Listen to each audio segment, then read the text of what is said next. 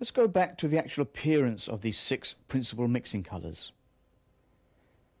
In order to bring control to colour mixing, a palette has been designed which incorporates the colour bias wheel, shown here. In this diagram of the palette, you will notice that the 6 mixing colours, the 2 reds, the 2 blues and the 2 yellows, actually point towards the secondary colours. Orange yellow and orange red point towards the orange, violet red and violet blue both point towards the violet, and the green blue and green yellow are aimed towards the green position. Mixing wells have been provided for the 6 principal mixing colours.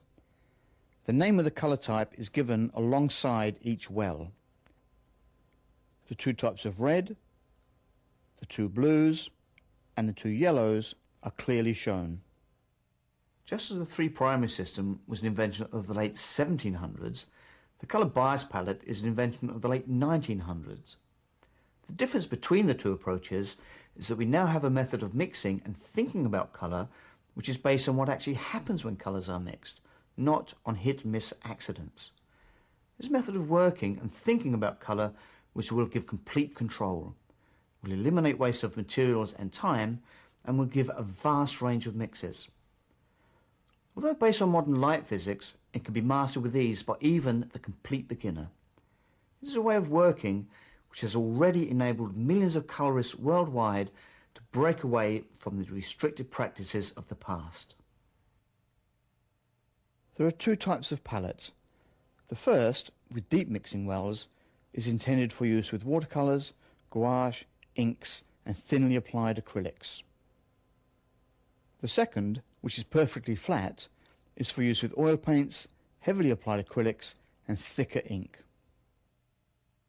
If you do not possess this palette, not to worry. With a little care, you should be able to practice the following demonstrations with an ordinary palette. Let's put the bias palette to the test to see if it will indeed give us accurate colour mixing, because it will be the first time in the history of art where this has been possible, even for a complete beginner.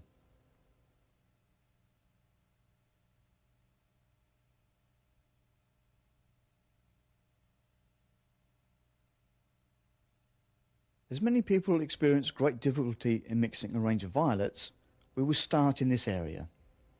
For now, we will follow the traditional approach which suggests that red and blue make a new colour, violet.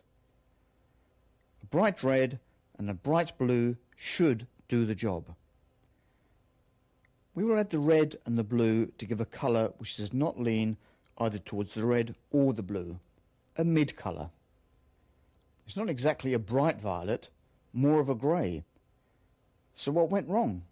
After all, a bright red and a bright blue were mixed. So why did we end up with a dull grey, which only has a hint of violet about it? To find the answer, we must return to the colour bias wheel.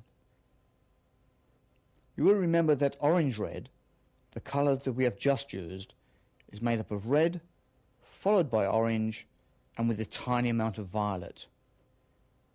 The green-blue is a type of blue which is very good at reflecting blue, has a fair amount of green, but again, only a tiny amount of violet.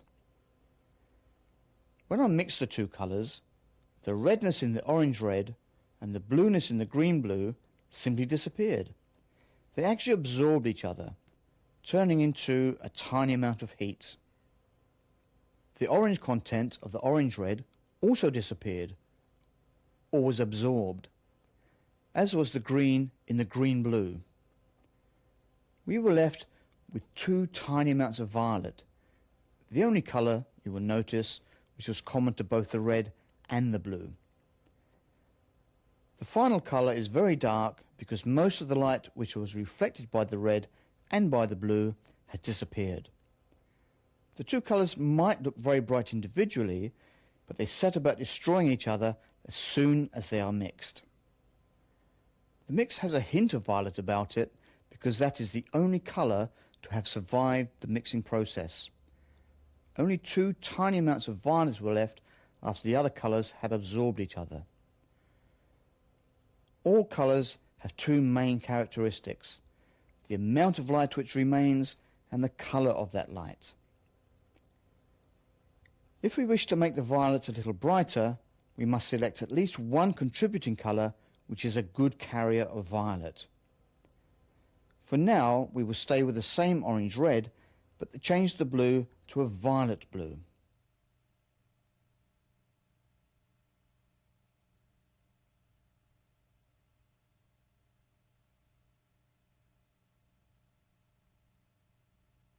This time we have a definite mid-violet, not too dark or particularly bright. We ended up with a mid-violet because after the red, blue, orange and green had all disappeared, we were left with a small amount of violet in the orange-red and the larger amount of violet in the violet-blue. A small amount and a large amount added together to give a mid-violet. An alternative mid-violet can be produced by mixing violet-red, as the name suggests, a good carrier of violet, with green-blue, a poor carrier. A slightly different mid-violet results due to the nature of the pigments, but it's still a mid-violet, neither dull or bright.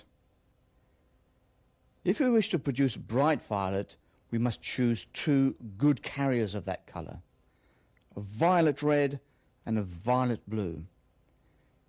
You will notice that the violet-red and the violet-blue mixing wells are both arrow-shaped, arrows which point towards the violet mixing well in the centre. You will also notice that the word violet was used twice when describing the colours, violet-red and violet-blue. When colours are described correctly, we can gain a lot of information about how they will behave in a mix. This time we have a bright violet. As the name suggests, violet-blue and violet-red are both good carriers of violet. After the red, blue, orange and green have mutually destroyed each other, two large amounts of violet are left. The only reason that we end up with the bright violet is because the red and the blue are both good carriers of that colour. Can you see that the red and the blue as such did not make violet? In fact, they destroyed each other. We relied on what could almost be described as the impurities in those hues to give us the final colour. A pure red and a pure blue would make black, not violet.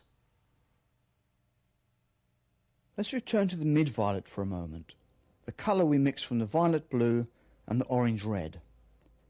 As you will remember, the blue did most of the work in providing the violet.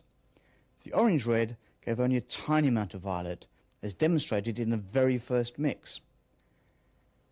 We could say that the violet-blue has all the violet that we actually need. After all, we do not wish to produce a bright violet, just a mid-violet.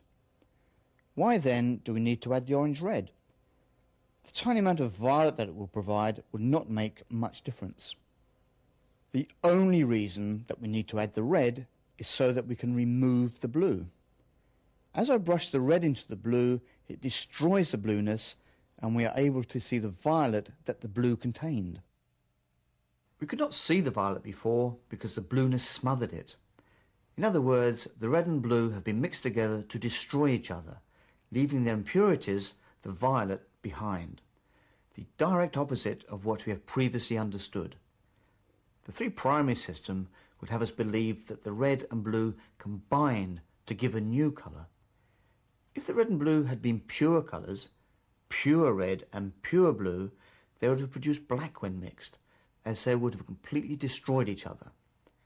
If violet had not been present, almost in the form of an impurity, there would not have been any violet to look at after the mix. Pure red and pure blue make black, not violet. We cannot see this in practice because we do not have a pure red or a pure blue to experiment with. In fact, we have never seen such colours in pigment form. In order to gain complete control over colour mixing, we must choose the contributing colours with care and for sound reasons. This is a good example of the fact that a colour has two main characteristics: the amount of reflected light and the colour of that light. In this case, the colour becomes darker as the blue light is absorbed by the red. Less light is being reflected, and the colour of that light is violet. Although we have come to believe that new colours are actually created during mixing, that red and blue, for example, blend into a new colour, violet, the opposite is actually the case. No wonder we have experienced such difficulty. It must be remembered that when two colours are mixed, they will destroy each other, leaving behind only the impurity which is common to both. Light is subtracted during this type of mixing, which is why it is known as subtractive mixing. The dark greyed violet, which we mixed first, can be a useful colour in its own right, but not if it turns up unexpected and uninvited when a mid or bright violet is required. Then it is simply unwanted mud and a waste of paint and time. At this stage, it would be a good idea to rewind part of the tape and replay the entire section on mixing violet. Although it would probably seem rather complicated at first, with a little practice it will soon all fall into place.